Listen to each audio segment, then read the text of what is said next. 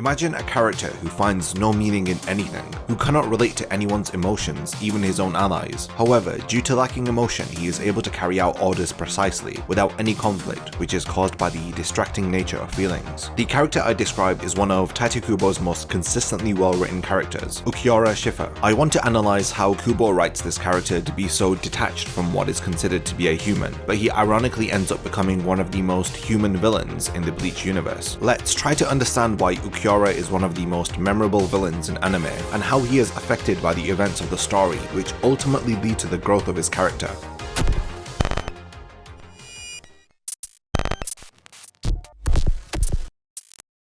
Before the video begins, remember to subscribe and turn on notifications to not miss any of my future uploads.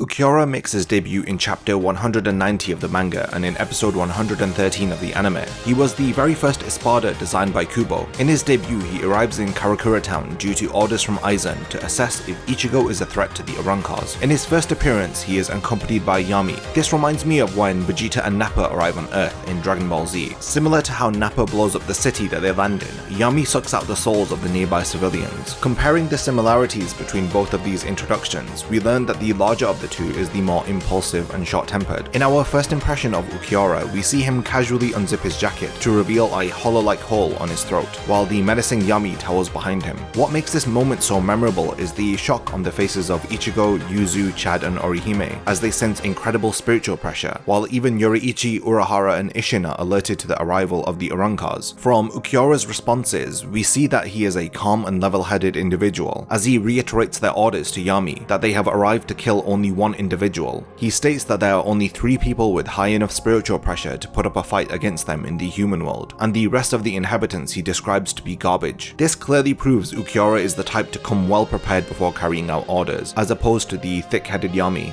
The pairing of Yami and Ulquiorra serves as a great introductory contrast to emphasize the difference in their personalities. Yami's obnoxious behavior clashes with Ulquiorra's well-planned intellectual approach, as Ulquiorra advises Yami to develop his pesquisa so that he can detect if an individual has a high spiritual pressure for himself, instead of annoyingly bothering him. Ulquiorra looks down upon those with low spiritual pressure by calling them garbage. He directs this insult towards Chad and even Ichigo after he assesses he does not pose a threat to Aizen. Ulquiorra always has a somber expression on his face, which hardly ever changes. He has green eyes with a slit-shaped pupil, which resembles a feline's eyes. Like I said before, his hollow hole appears on his throat in his first appearance, but this was later amended by Kubo to be located in the middle of his chest, which is more in line with Ulquiorra's interest in the feelings derived from the hearts of humans. He is the 4th ranked espada, with his number displayed on the left side of his chest. Ulquiorra's character is written with plenty of depth, which allows us to really delve deep into analyzing his beliefs, behaviors, and development throughout his iconic appearances within Bleach. His most notable interactions occur with Orihime, as she serves as the heartfelt counterpart to his heartless, cold, and indifferent nature. Ichigo also finds himself conflicting with Ulquiorra, who questions why he is continuing to battle him when the odds are not in his favor. The usually calm and composed Ulquiorra is infuriated by Ichigo's persistence in the face of despair, which shows how he has a predisposition to respect the laws of strength and power, hence why he readily insults those who are weaker than him by calling them trash, which explains why Ichigo infuriates him,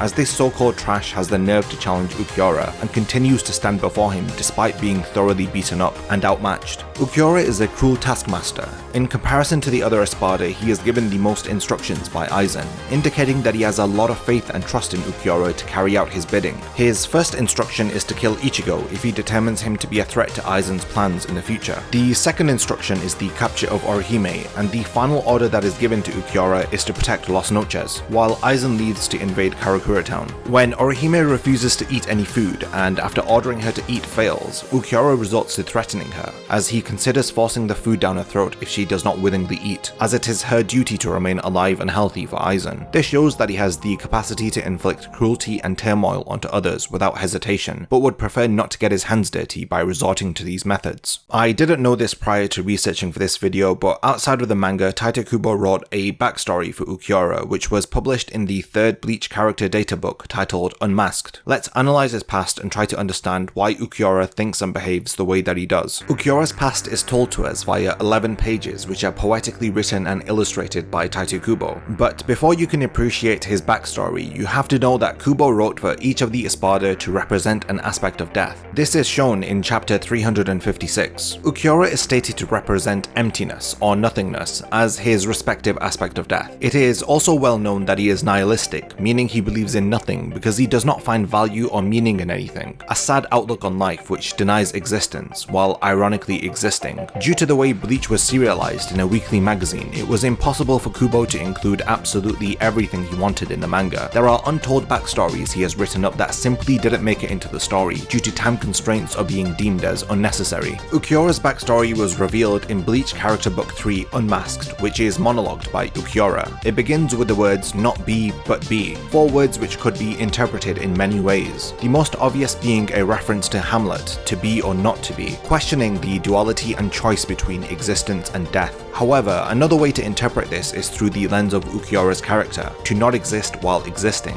In other words, living a meaningless existence. The sadness of being forced to live while you have already stopped existing on a deeper internal level. We learn that Ulquiorra was born in the bottom of a dark pit, where no light ever shone. He questions what is there, over there, curious as to what lies beyond the darkness. The inverted cross on page 2 reveals to us the only source of light surrounded by darkness, which is the moon, but Ulquiorra determines that beyond the darkness there is nothing. The light of the moon exists, but because it is out of sight and reach, he chooses not to accept that it is there, instead believing there is nothing. This philosophy is consistent with his latter interpretations of the heart, which he believes to also not exist because he cannot see it with his own eyes. Ulquiorra continues to tell us about his early life in this dark pit, where there was no light, nothing to contrast against the dark world, no hope or a future to look forward to beyond the darkness. Because he was formed within this darkness, he was uncertain of what he would become. Imagine being born under layers upon layers of dark sediments. We see a figure kneeling in the dark pit, a silhouette of Ulquiorra, who reveals he has a white form, while his comrades were all pure black.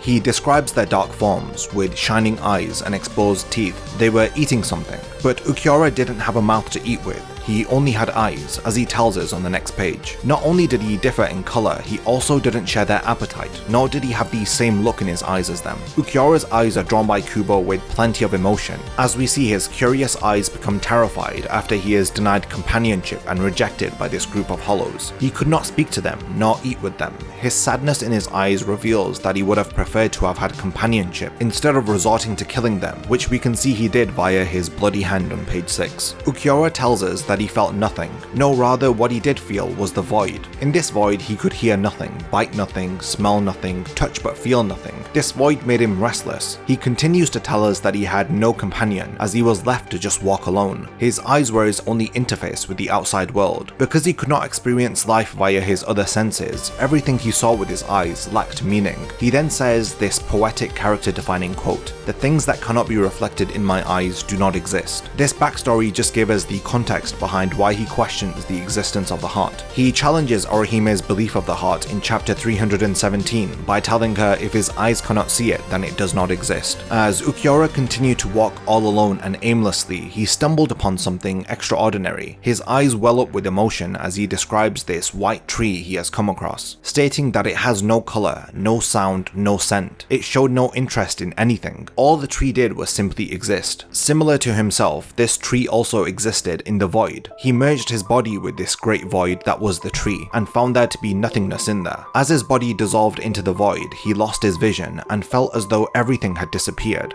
free from this existence. Ulquiorra found happiness from a void of nothing. This is emphasized as the chapter concludes with Ulquiorra telling us that if happiness exists, then it should resemble limitless nothingness. Nihilism is the belief of having nothing, and thus not having anything to lose. Now if that is not ultimate happiness, then what is? On the final page, Ulquiorra's eyes look intense and fixated. Kubo's art does well to convey emptiness in his eyes, as this special chapter concludes with the words, "There is nothing in you and in me." The words "in you" and "in me" are written in a void of black with a dot of light in the middle. I interpret this as Ulquiorra telling us there is nothing within himself and within Orihime, but that dot of light is the essence of the heart which Orihime helps to share with him. This light within the darkness is his ultimate salvation from nihilism. This dot of light represents the understanding of the heart. The heart is something which cannot be reflected by his eyes, but it does indeed exist. exist. It also holds considerable meaning to the people who acknowledge its existence. This interpretation makes sense to me, as this material was written by Kubo after the death of Ulquiorra in the manga. The dot of light represents the heart, which is surrounded by Ulquiorra's darkness. His realization in the end allows the light to consume his dark inner world. Now that we know his backstory and having an understanding as to why he behaves the way that he does, I want to now explore what makes Ulquiorra a great and memorable villain. The threat presented by Ulquiorra is solidified by his incredible power, as he is on the higher tier of the Espada rankings. In Ulquiorra's first appearance with Yami, he doesn't really battle anyone,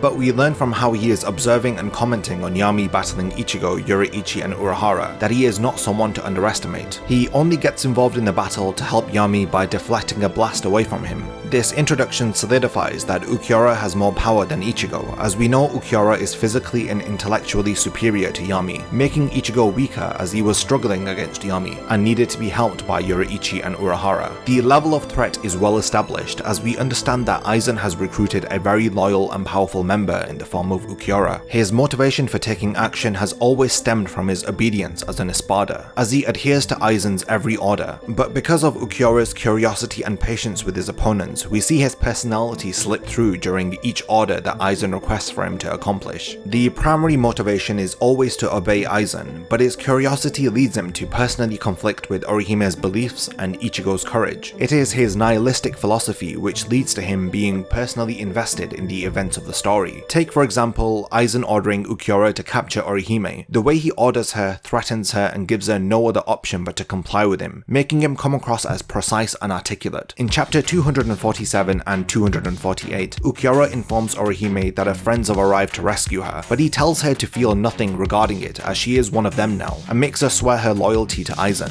Orihime and Ulquiorra both interact with each other several times, as Aizen has ordered him to oversee her while she is captured. In chapter 262, Orihime repeatedly tells him that Chad has not died, but Ulquiorra refers to this self-assurance as nonsense, as he tells her that all of her friends that have come to rescue her will eventually die, comparing them to lambs to the slaughter. Orihime bravely slaps Ulquiorra for his cruel words, and it is actions like this that make him question her beliefs, giving more depth to Ulquiorra as it allows us to explore his thought process through his interactions with her. The most thought-provoking interaction between Orihime and Ulquiorra occurs in chapters 316 and 317, when Ulquiorra asks her if she is afraid, as nothing is protecting her now that Aizen no longer needs her. Curiously, he asks her if she is frightened to know that she will die here, alone with nobody by her side. She however replies that she is not afraid as she knows her friends will save her because her heart is with them. Ulquiorra, because of what he experienced in his past, cannot relate to the concept of the heart. He asks her if she really believes her friends will save her. Orihime explains what it means for multiple hearts to beat as one, how she was concerned for everyone but she realized that they too are concerned for her. Despite her feeling sad that they came to rescue her by putting themselves in harm's way, she would have also done the same for them if they too disappeared. She describes the essence of the heart to him, but Ulquiorra questions her use of the term heart, stating that humans toss that word around as if they can hold it in the palm of their hand. He then tells her that his eyes reflect everything. What they cannot see simply does not exist. Ulquiorra shares with her that this is what he has always believed, and it is something that we also know is well established in his backstory. The concept of the heart is so alien to him, he asks if he rips her chest open, could he see it then? Or if he breaks her skull open, will he find it there? Many traditional villains adopt nihilistic beliefs, but only memorable villains use this philosophy as a surface layer to their many layers of deeper nuance and complexity. Studying Ulquiorra, we understand that it is his inability to understand human emotion that results in him coming across as a monster. He cannot relate to this very human concept through which all emotion and feeling are derived from, the heart. Ulquiorra exists with the inability to appreciate what it feels like to exist as a human. Although he believes in nothing himself, it doesn't stop him from questioning the beliefs of others, despite not being able to appreciate or understand their perspectives. Life is literally meaningless to Ulquiorra, so of course it is natural for him to find interest in beings who have come to an alternative conclusion than his own. He demonstrates his belief of nothing really mattering several times throughout the series. For example, how he tries to convince Orihime her friend's efforts to save her are futile, or how he attempted to make Ichigo give up in their final battle by trying to show him true despair through demonstrating the vast difference in their power. I want to expand upon this point by exploring the relationship between Ichigo and Ulquiorra. What is it about their conflict that intrigued so many fans to eagerly anticipate their final battle while Bleach was being serialized over 10 years ago? From Ulquiorra's very first encounter with Ichigo, he determines him to be trash. Even after Ichigo trains with the Vizards, Ulquiorra notices he has acquired a new power when he arrives and interrupts Grimmjow's battle with Shinji, but despite Ichigo progressing with the control of his hollow powers, Ulquiorra still refers to his growth as insignificant. The two of them battle twice in the series. Their first battle takes place between chapters 270 and 272. This encounter begins with Ulquiorra revealing to Ichigo that Rukia has been killed, but Ichigo doubts him and decides to try and save her. Before he can leave, Ulquiorra questions shouldn't he kill him first, but Ichigo responds by telling him he has no reason to kill him, to which Ulquiorra reveals that he was the one who brought Orihime to Hueco Mundo. Ichigo instantly strikes Ulquiorra and their first battle begins. Ichigo activates his Bankai while his Hollow Mask is equipped, which shocks Ulquiorra. He then releases a Getsuga Tencho which overwhelms Ulquiorra, as Ichigo believes he has defeated him, but Ulquiorra survives the attack and begins to beat down Ichigo while advising him to give up, but he refuses to surrender, as he believes Ulquiorra is the leader of the Espada. If he defeats him, then he has basically defeated the Espada, but Ulquiorra quickly corrects him as he reveals that he is in fact the 4th ranked Espada. Ichigo is impaled through the chest as he reminds him that he cannot defeat him, and even if he does, there are 3 more Espada ranked above him. He helps us to understand the impossible nature of Ichigo's desire to save Orihime by reminding him that despite however many times he stands back up,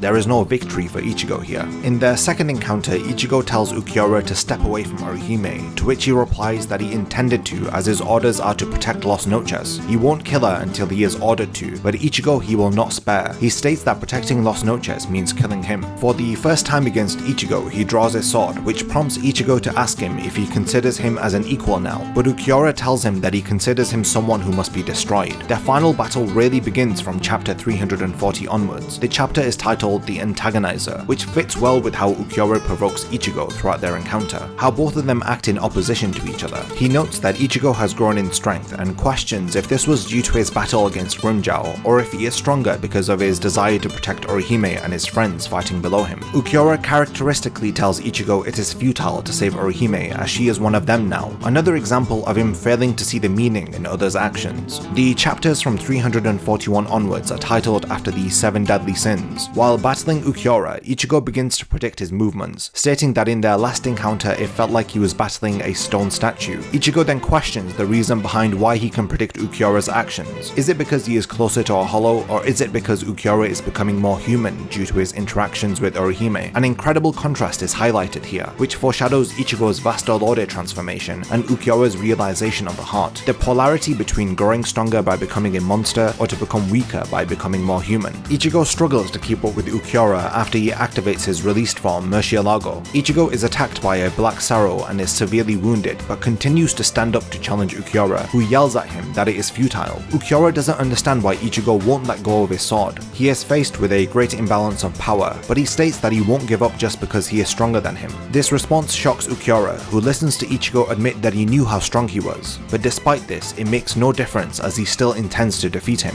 The one who fails to see the meaning behind Ichigo's actions decides to show him true despair by activating his second release form. Ichigo still firmly faces off against Ulquiorra, who is thinking that Ichigo is not confused enough to not feel fear, and his eyes show that he isn't willing to give up. So does this mean that Ichigo still believes that he can defeat him? Ulquiorra calls him a fool for challenging somebody that he cannot defeat. He admits that he cannot comprehend Ichigo's belief in his ability to win. He then asks if this is what it means to have a heart, and deems the heart to be a liability rather than a strength, as he will make Ichigo pay the ultimate price for following his heart. Ichigo reaffirms his faith in his heart by stating that he isn't fighting because he wants to win, but because he needs to win. Ulquiorra, failing to find meaning in his words, once again refers to them as nonsense. During his battle with Vasto Lorde Ichigo, he cannot believe that Ichigo survived and is alive. He realizes that he can no longer speak to Ichigo as he has become a monster so that he can defeat Ulquiorra. He is forced to face an opponent who has resorted to sinking into nothingness to defeat him. Ulquiorra finally gets to experience what it feels like to battle against a monster who is similar to himself. What is so ironic here is that Ulquiorra is the one showing emotion and expressing surprise or shock due to the actions of Vasto Lorde Ichigo, who has turned the tables and has become a true stone statue, so detached from the heart. Ulquiorra follows a positive change character arc, which is described by K.M. Weiland in a book Creating Character Arcs. She states that a successful positive change arc consists of 4 aspects, which are the lie that the character believes, what the character wants, what they truly need, and the ghost, which is their past or backstory, which causes them to believe in their lie. The lie that Ulquiorra repeats to himself is that which cannot be reflected by his eyes does not exist. He believes this lie due to his backstory, which reveals how he was formed and came to find no meaning in the world, as he fell into a void of nothingness. What Ulquiorra wants is to serve Aizen, as he gave purpose to Ulquiorra by saving him from a void of nothingness, and giving him a false sense of purpose through his ranked position within the Espada. Ulquiorra, however, is serving Aizen only because of his sense of duty. He will not find true meaning through serving him and blindly obeying his orders. What Ulquiorra needs is to find the true meaning behind his existence. He eventually does this through Orihime successfully conveying the concept of the heart to him. When he questions Orihime, I feel this proves that he subconsciously desires for true meaning behind his existence. His intrigue with the concept of the heart and his desire for meaning drives his character arc to a satisfactory conclusion.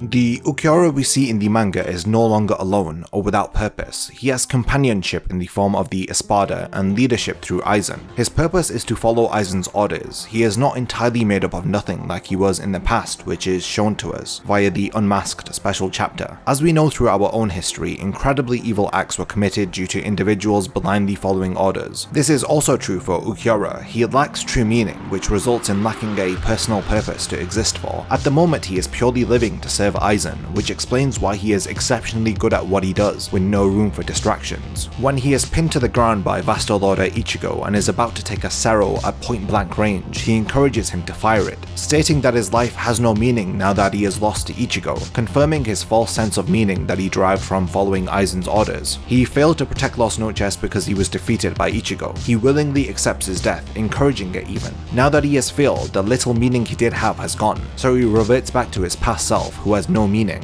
not even a false sense of it. He now accepts the ultimate void of nothingness, which is his death. Ulquiorra restores Ichigo's humanity by breaking the horn on his skull, reverting him back into his normal human form. The nihilistic Ulquiorra prevents Ichigo from firing a Sero at Uryu. He had realized that at this point he was already dying due to his organs having been destroyed by the Sero blast from earlier. Despite knowing his death is coming, he still chooses to save Uryu's life, which proves just how much of an influence everyone ended up having on changing Ulquiorra's outlook on life. He then hands Ichigo Zanpakuto to him so that they can finish their feud, but Ichigo tells him that what he was fighting before wasn't the real version of himself. He was unconscious while the monstrous hollow took over him. He asks that Ulquiorra cut off his limbs so that they can fight as equals, to which he agrees. While Ulquiorra fades into ash, he quickly asks Ichigo to settle this by cutting him down, but he refuses. With sadness and sympathy for his opponent, Ichigo yells that he didn't want to win like this. Ulquiorra in his final moments is visibly surprised by Ichigo refusing to finish him off. In a bittersweet way, he muses that even in the end he refuses to listen to him. He reaches his hand out towards Orihime as his final question he asks is directed to her, asking her if she is afraid of him. She replies empathetically that she is not, while she too reaches out for his hand. The final page of chapter 353 shows a black dot surrounded by white space, which is the total inversion of the white dot surrounded by a void of black from the final page of the Unmasked chapter, visually showing us Ulquiorra's realization of meaning.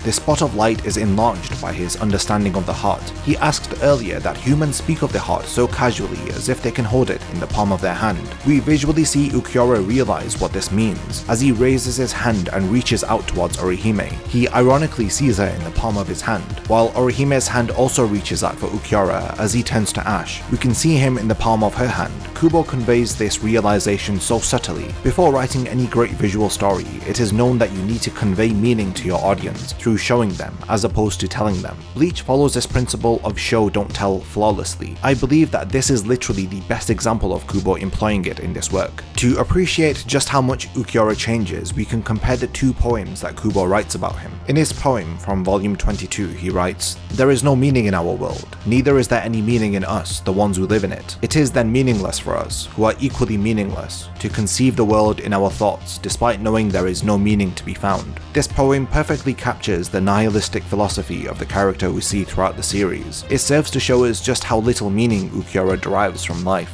Now let's compare this to his poem from volume 40. "Envious because I have a heart, gluttonous because I have a heart, greedy because I have a heart, prideful because I have a heart, slothful because I have a heart, wrathful because I have a heart, Because I have a heart, I lust for all that you are. The 7 deadly sins once again make an appearance. How I interpret this is through understanding Ulquiorra to be a perfect robotic being. When we compare this to the nature of a human, we realize that we cannot exist without making mistakes, or in other words, sinning.